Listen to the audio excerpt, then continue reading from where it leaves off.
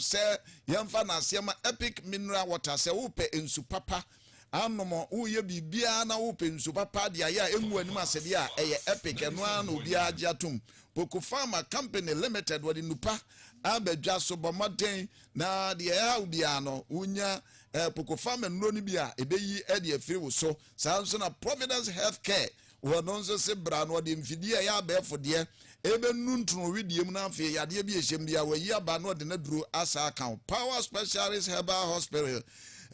me edua ya wo se bra na kache na wo ba de a ene yare bi etu etwa puruse ewo ho enya de a ni nyina no ebetumi atena wo muda de tie bia ebetu akọ aboafo yi na aso ya sena me de kasebo a osemufo asom kroje no de amame sika yin kwame oduro brempo frempon se awiai memebe emfama mo no de mamo 97.9 afi ensem no enie yenye enchiremu no pa amane ba yensaka ene se enipa bi a ebere bi atwam no ketanhye ne proye kankan ni dream ewo kwadu ode yanta mo ni nyina ne se ebere na Ghana ban etua na mo se de ebe ye obeboa ama omeyi ye niema ahodo a ye hwehwe se ebetum ponfa enyinamo ni nyina no obetumi ahwe ama no akoso na no eno chirima chese eye Turkish Energy Company ena aban no ene no ekwaye saa nhye no wo mfiempino ene tunan ene kosi mfiempino ene etu enson mu na ni nyina mu no ena ekoduru ba bi na chese ya kame ye se odaye bi eye abam ewo hwa ne sana osofo abedi akira wohwe emra aban mra enimfo a wono no sawe atentene ne so onimonyamfo doctor Jasesram sai ene abetu jase Ghana nia ne ho ekoka edwamu ewo obi manso no enam saa kwadu we ho no wono ankasa eni adi akire yie pa wone aban no wa amanone no aka bomu a wono wese won bepa ne ho entoma na onimonyamfo yi echese United States of America no wono mo abambofo eni aban no enyinara eni wono mo aka bomu a wono wese saa nipa ya odi abonefo semoyi wono mo ebesoa no na nyame ncha de owura yefre no Asante Kwaku Beko en wochirema United States Federal Jury no wonom saka no ewe Brooklyn New York na wonom saka no wonom edena ko asendibia akodi nasem ehun ye se wabu mra so wonom de omugina o mama mra United States amamra Foreign Corrupt Practice Act no ena wonom edigina so enti wasana bosome ne da toso ensia eno onu mutire mo se da bi wura no ni nipa bi aka abo ho amu di juruma ye American dollar no million ebunobuno no baako na je se 1 million American dollar no US dollar ena otumi aya ne sa no endo ochirema efrim fiempinu ene edunan kosi mfiempinu ene dunum no ewo no nko ano wono mo eye bukata no eto aso be mienu no ye multiple Ghana fo bebre ya wono mo ewo nimdi a wonum si aban nam edi dwuma no wonum ani ewo ne kwan so a na owura yi nso no omususu se na ne ho ebo mu ebie enu nti Turkey kuo yi a wono mo ewese enko beboa ama ahodene etumi akoso no entumi enkoba ne sanche se sika no woda sani bi dia wasa ne srim na ASP so extreme ane anopa ya wono anso meche special prosecutor na see no nso ewo memu eso wo nso eni abereko ya wono mo ne FBI no aka bomu a wono mo hwe enipa dodo a wo mo asemi mu na watumi apo wo ntoma wo se aban ya wa America no nso agiatum na obubu obosome ewo afiye Manchester October mu wono mo ebewese nsamo mbeboaboa no ni nyina no wo mbeto ede akwa America mana Ghana ni ya waswa no on de oso nkonkodam emfie aduasa na ensem wei ena aka ho bie ama owura na se nkane omampanyini dada Gentry John no onimonyamfo John Ejekumkofo Ghana mampanyini dada obranim ni ana ono ena ode ne nsam ye ne ensam wadwuma ede man no no nso akasa afa nsem yi Victory Bright na yenkonkotie ansama Victory Bright edi atuja afasa bribery scandal. Fox 97.9 money in return for influencing various members of the executive or parliament to make this happen, then they must be prosecuted irrespective of their political affiliation. So I welcome the AG's announcement, but now, as I said, it's a good beginning. The ultimate measure of our anti-corruption system is whether, given what has been established in the U.S. proceedings, we can do that independent investigation and check whether there's sufficient evidence, admissible evidence, to prosecute those who are found to be culpable. And as I said, where the evidence supports it, the trial in the U.S., according to the U.S. Department of Justice, showed that more than $1 million in bribes were either paid or arranged to be paid to various Ghanaian public officials to facilitate the AXA Power project. They said there were discussions, explicit discussions about $1 million for the minister, but then the minister has come out and said, look, I don't know what they're talking about. They said $250,000. I mean, these are huge amounts of money for his senior advisor. And then they said there were, the $5,000 payments to various officials, and then $20,000 to the MOP girls. The ministry.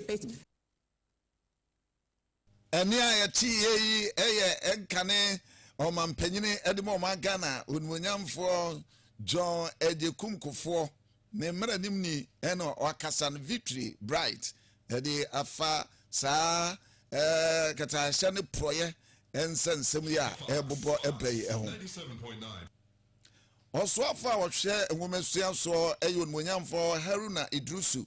na odi atudwa sa ban eye de obetumi bia na waboa ama sukum frase adesua no ebetumi akọ nanimu a ebeboa ma emofra wonomo esua de ewo sukum frase ni mu no wonomo ebeba wonimu obenyini akọ wanim no na kyerese wanya bibie mu odupa edi ekura eno nti wo kyeremu a efiri kindergarten edi kosi primary 6 wonom momo na National Council for Curriculum and Assessment e twanitia kano nakano wonomo ebo moden aye nsakyeraye ewo wonomo adesua no emu na wasesa sey omuye Ghana Education 70 years no eni de akyire pa ya suye hwe enwomasua so no be busom ye twam no eno oni wo mo edi nkita ho a wode de wonomo peso ye no ekoma asuye no wose wonomo bomoden a na wonomo hwem na sasem we wosoafo Haruna Idrusu onimonyamfo ede kotu dwa ebra na dwumadie bi ekoso matundi 73rd anniversary of Great Apam Senior High School na chese Great Apam no na wonomo di omfinsia eduosom yensa ewo school ni mu eno oto onsa frɛ nwomesua soafo Haruna Idrusu se womra na omekasa ne ho eno de kotu dwa ekirem se cabinet wonomo nso asinkonwa atena so a wonomo hwese wonomo benuntuno asem ni mu ye na ne ebeboa na se ne fata no wonomo ede beye adwuma de emwa na wonomo ato atwene wose se wo hwa GS no ayen hyeye se wonomo ebeboa ama abofra no ansa na obefiri sukuu mu abafie no na kyerese abefo kwantempon ayedi sua de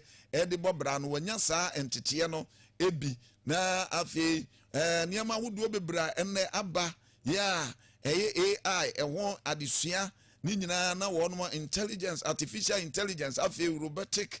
science, technology, engineering, mathematics, STEM no na wom de awuro ho electronics na afi ekwan bia wom befa so e de aboa wom befa so si we eye ni gisempa Ghana mampanyini John Dramani Mahama na research agenda no a waso de ba no eno nso etuamu bia enwomesua no wo hwese ensakire bebam na nya de ye kosua no school ye de ense trotro nko a na emom no ewose etumi e de ya adwene ne yensa nso esua bibi ka ho na aboa amieman no yetumi akoyanim da nkwama bi onimonyamfo Haruna Idrusu nwomesua soafo yenkotie ne ne no bi.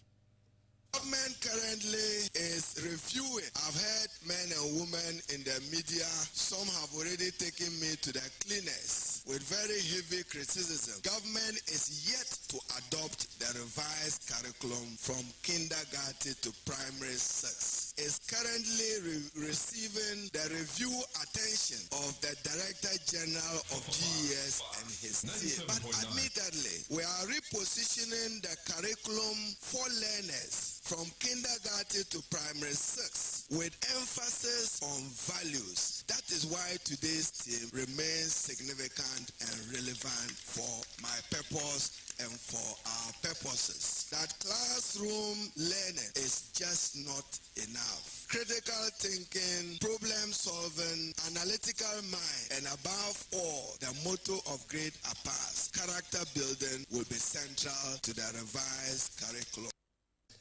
Onimonyamfo Haruna Idrusu oye Mrashebedwani Edimata Mary South ono akro no a esa ye nwomasuafo osoafo hwe nwomasuaso ne efa ensachaya ono peso ye wo sukuu mfrase emu efree kindergarten edikosi class 6 eho enkomobi eno de atudwa no ne abo amam no omeyi ade ba ko a edi omamfo nya eye mpuntuo entibere bia no obi a kasa okasa se mpuntuo no ewo henefa na ebra PNDC aban ewo so ewo afia pem ankro aduowotwe no ena otena ase mpanyimfo kabo mu ye se ewo so ade tumi no eba fom ema Ghana for said ye be ya enkwase nse ewiem na ebema mpuntuo etumi akoso na saa nhye a woye ye no afia de yakoba se was mpesua bia na se mensini bia no nkuro na agise yisemu no yenya electoral areas a ho na yebenya obi a obegina na enipa kuro na ho no akoto aba na sa fo obegina no wadi mu baako aba assembly na wabegina wonuma na emu a ebeboa ama aban de opeso ye no ebeduru fam o entem amempuntuo etumi akoso na enso no eba ye no eya kame se emu Ghana for sa ni nyina ne se eniema ni bi wo ho a ya na hu sikasem aye den dia ma assembly members no ya no na aka hu bie ama owura akodwo eje daako ebere bi atwam abandada etwam na wayo soafo a wo hwe nkro ene ni mpuntu nyuma so na odi atudwa akyem se aban enye nsakiraye ewo saa atenaye ensakiraye be wo se sika eba am wodi aye adwuma wo fomo a wo behwe no yese onfa nkoma Mrashebedwani a wo saa mpesua no so eno o se dabi eno emwa na Mrashebedwani no kranse Mrashebedwafo nketo no mo ya assembly members no wo kwa asetena ya no wontimbi na nti ne yese ye pempuntuo na ye sign wo mo a wo mo ne yadi mpuntuo na si won so na yadi sika akomo obi foforo wo se ya no de yese ye pensa kira ye pa de a was ye jemu kurato ne bongara ati ne fa bibia ede o man no ebekọ nanim no obegya sika no ede ama de so onkoye adwuma no yewura ejeda akon ede nsemi tudwa ebro koma keynote address ewo conference of Ashanti regional presiding members ya ekoso ewo Kumasi kuroduemu na as a presiding members ni nyina no no behia na etiripa no omde ato omdwumadie no so ne se strengthen local governance na saati mpono eno opanyine ni gina so ekasaaye ewo saa enhyiamudie no ase a wade tudwa ekire mu se ewo se enya sansa kire de pa na sansa kire de ba ebeboa emo man Ghana yetumi akoye nimbra amamu no esi from kama yentie yewura ose yewura ejeda akon ne no ebi.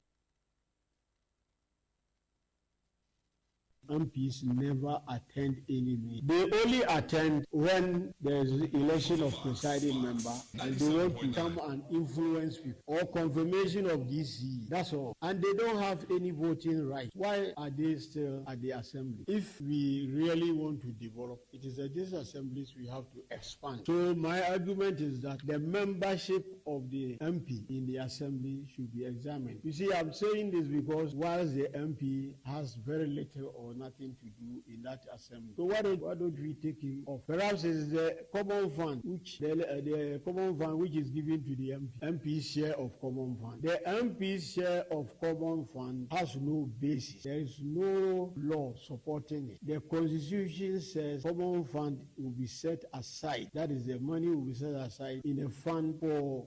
the district assemblies, things say for district assembly members. And if it is for district assembly, the MP is not a district assembly, he's just a member. And even an insignificant member, because a member who has no voting right. The assembly member from the electoral area to rather benefit from a share of the common fund instead of the MP. So some of us are proposing that in order that we pacify the MPs, there should be a constituency fund set up purposely to be managed by the MP, and that should be from the national revenue. Perhaps 1% of national revenue can be set aside as a constituency fund, and that will be shared equally among the constituencies.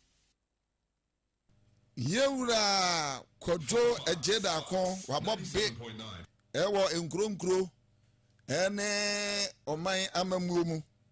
ne nsam o ka kire presiding members a na won mo hia ewo kumase kropon mu asantemantam mu no eno no na no sie no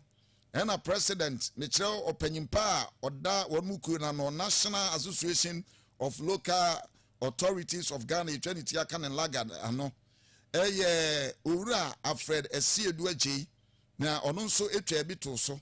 e kire mu se ebere no a yewo mu yinza so obia de assembly dwumadie no se omu pempuntue dia na wo ye assembly member emfa enya amanyosem yesansa amanyosem emwa na emfa dibra no so assembly man no nso nya hyehye elise sa hyehye no ade beye no ema Ghana fo nkayo na emom adwuma pa wo beye ye mpuntue adwuma no eno ntina Ghana fo de ko ho empesua na wo so no bro no kuro no wo de ko ho se kosi wa na emkoye adwuma afisi omu nyina ntimi nko endi wo hwe na wadwuma so ani eno no de be kayo na enye se okwa akoyi mre nto asem ewe wonso enkotie Yewura Esiedu Agye. MMDs and presiding members. We have Santi region, there are about 43 presiding members. As leaders, every year, we have these presiding members to build on their capacity and sharp their skills because we are the speakers of the assembly. So we a conference, and team leading change at the grassroots. The role of presiding members. Every development communities in share and electoral areas. Electoral area share constituency. Every constituency form part of a region. It's development be I started with. So as presiding members, you should be able to know your roles and responsibility as a presiding member. And then it's going to be a 3 days conference. We have local government experts build on their capacity to sharpen their skills. No more how to have total control of assembly in terms of presiding over the assembly because they are the policy makers. Policies were assembly for it to be implemented by the technocrats who is led by the government appointee, that is the MCE. The MCE run the day-to-day activities of the assembly, where no assembly can implement anything without the policy direction from the presiding and the general assembly, which is headed by the presiding. As the president, I need to also be here to add my voice to the capacity building and also motivate them that they need to do more, go beyond the extra with just presiding over the assembly. They must make sure that whatever policy that they table to the assembly, which has become the working document, it should be implemented very well. So that is why I'm. And then Nalag, one more president, who for Alfred Esiedu Agye, was say presiding members, and say Jumedi no aban pesu di no form one, ebetumi akoso ndi ya presiding members nso. Mhwe no sa kwan no so na ya to akase ebo no so dia mamo se tie fo mbeka ya na wotwetwe mu ya kase ebo mu ye bo mamane ye se aban no e pese wode nsakiraye ema ekuyafo se de be ya koko board wo mje se ya wo mo be hye no ema kwan ma okuyani bia enko enkotwa koko ngu no mfa nkodua bibi foforo na sa sem ya abaya sebedwafo akomra sebedwafie ma wonom nso akohye ho mra de aka ne se o mampanyine de ne nsa ebehye bill nase na afi aye law na MPP osonkese amanyuku no wonom na yedonkuma enne ya manuguma amene wo bi e wo mra sebedwafie na wonom edi nkyene akantam se saa anyihye no a aban no wo peso de ba se bia koko no unim na ba kokura se oyare o se dia na aya no na o pese utwa agye sɛ wo kɔkɔgye tumi krataa efiri koko board ho ansa na wo kwani no wo de sekan abɛka wo koko no na sɛ wunnim na wo ma wo yɛfo yɛw na sɛ wo kokotwa na wo kyew de a ɛne prison ɛne duafie ɛna abɛkɔ na ɛno na aka ho bi ama owura ya Isaac ya opoku ɛba ɔma no mmra hyɛbadwafie a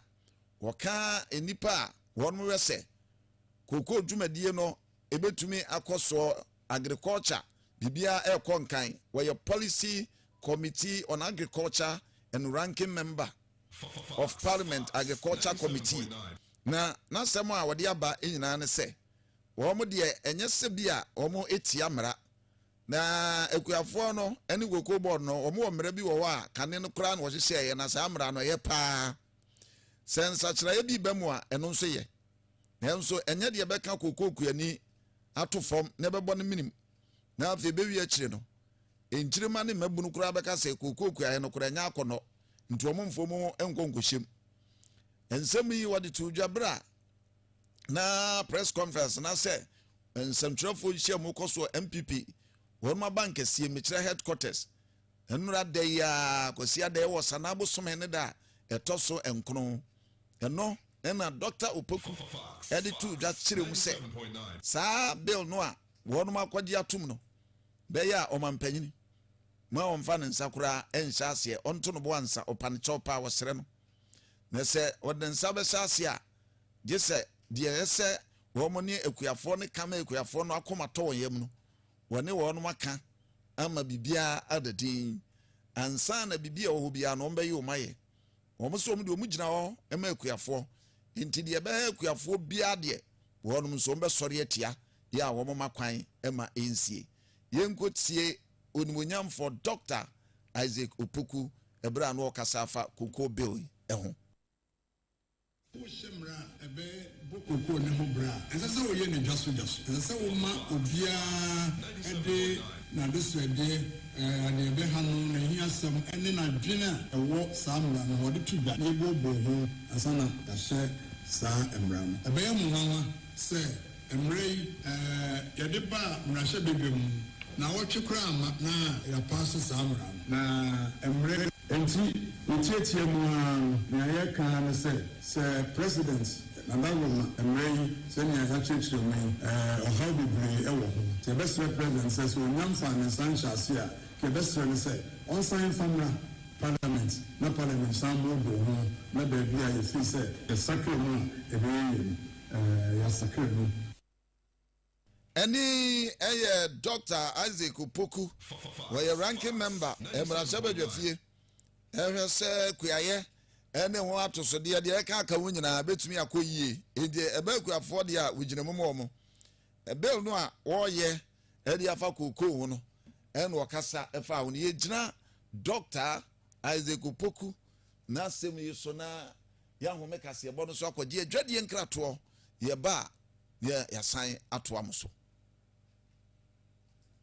Anokwa yade ya ama me ne wanse na efri yade enu nti na Foxfm 97.9 asan akofa apomuden dwumadie a watu din yade ya na wahyehyɛ no foforo kra ababiewi asetena pa free apomuden mu enu nti twebe me oba ya ampoma esie wo Fox 97.9 FM so kwasiada wei ne kwasiada bia awia no nsa enmre no nan empamu ye ne inuyefo ayaresabia adwumayefo ne apomuden ho animdifo betwetwe nkomo afa yade ahodro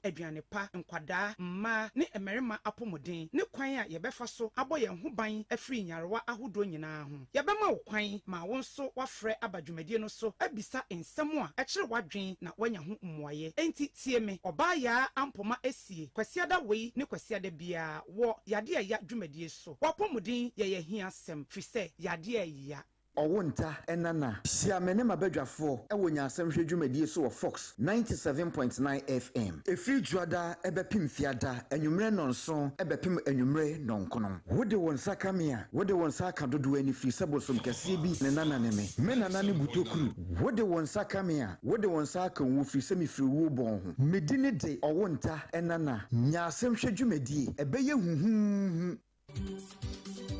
na pa ba awa yade mu hwan na nadwene eye ne se ayaresa eni ewiase se obia te apostle kodosafo enka katrema empro de biara da wa jayade ensroma heba hospital enne di anwade wode aba ochinyifo emfa nani enkyere kumase aferi eye dware nipadua no yade na wo nipadua no nyina efiri mu eba ema wode wani hu ni fili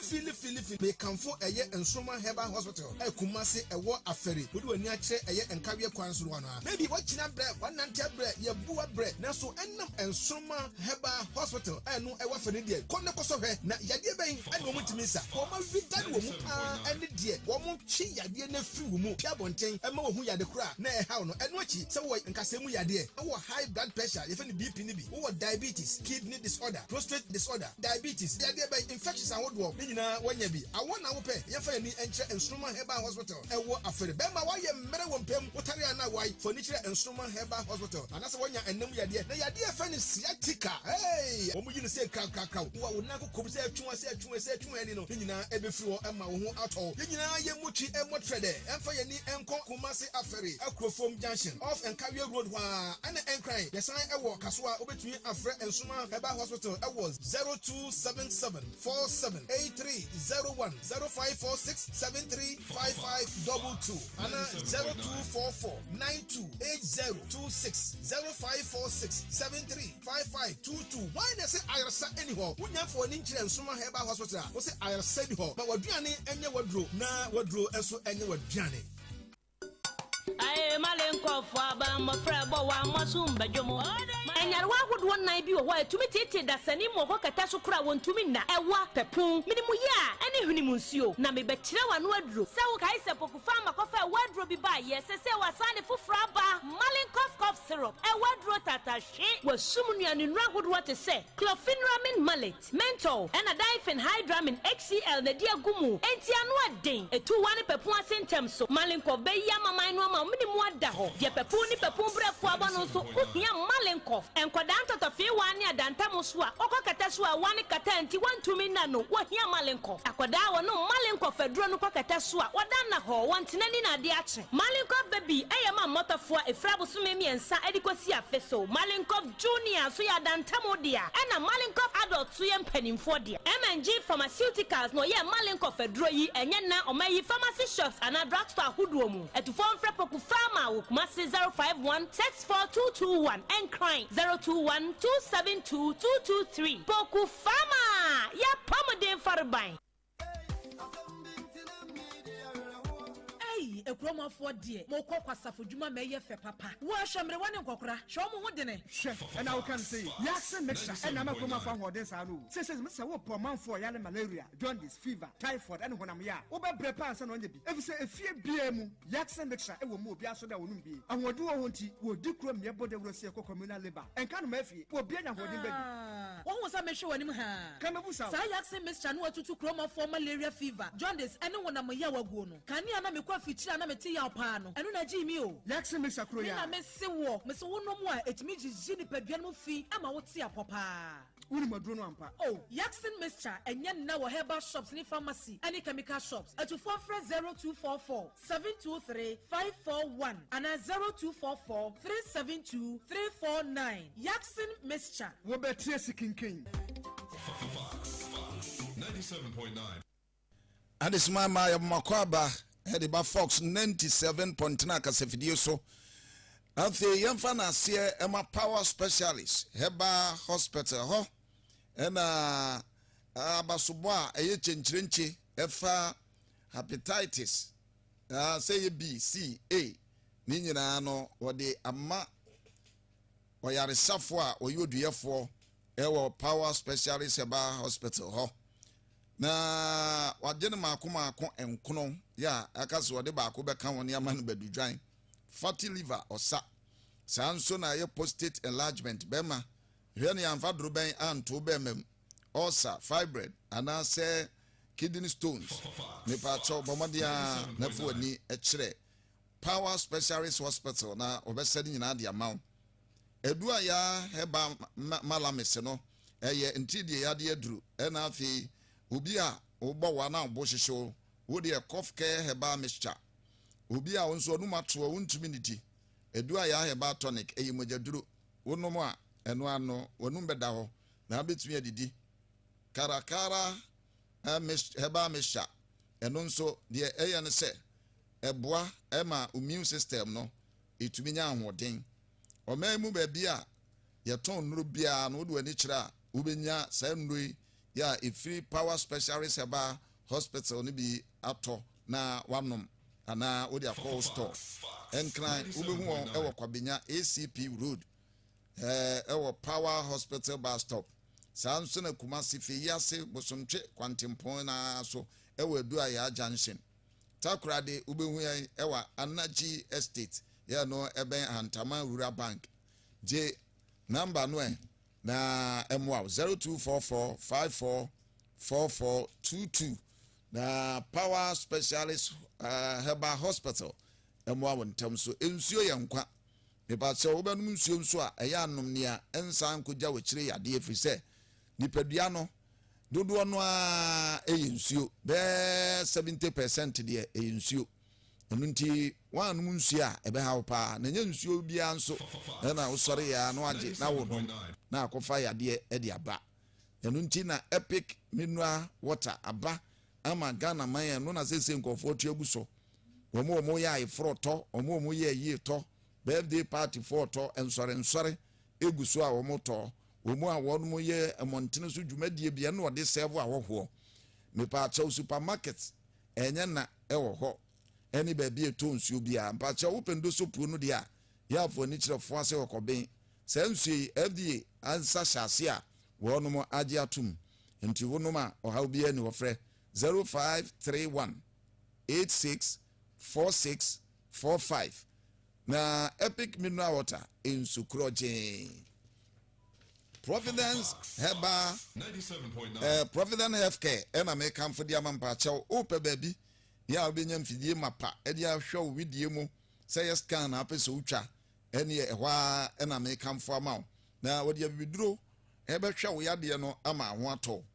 enti entra wo ma yade no kura ma wa bra wodi wani e kire Providence Heba Healthcare wodi wani kire wo se pe Providence Healthcare ebe boaw na wosi ade kwan se ade bia dikan kura dada na se e wodi poa candidiasis na meka ana se gonorrhea syphilis ana bia na wojo nsokura emeyi wo junsom haw na se oba ofichire ekomu no wo haw ana se stroke ye mukuro yade ulcer ntidi yade na mujamruso ana fibroid ampachaw ni nyina no Providence Healthcare eboaw na otuase Kumasi obenwo kira kwan ewo kronom oben Adonko factory no ne no na edi enhwe sanso na gudunkwa onofe atechem T junction wona SD asafo no oben no goso menhia main street no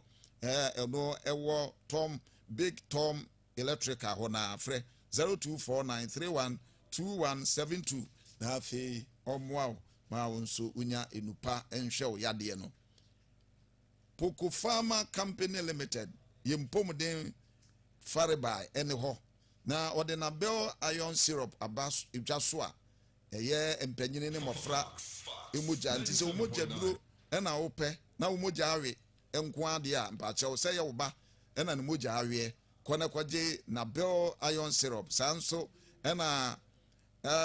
na hack multivitamin syrup eno nso wo se eboa ama vitamins etumi agira ne naso na emamofra wedie no eye fepa eye multivitamin syrup for children ti kwajibi ema nkwada no menstack eye menstrual pains for ladies no ekutia wo mo papa panti se wokwa afichire na wo fichi yawa beka na nsa ama wabu nsa kope menstack ne no na no menstack no a wonti afichi yawo bia aboafoi ene so masene edimsi pataso a mebeke nka akasie boyi ede maamo na yemfa na se ema akasie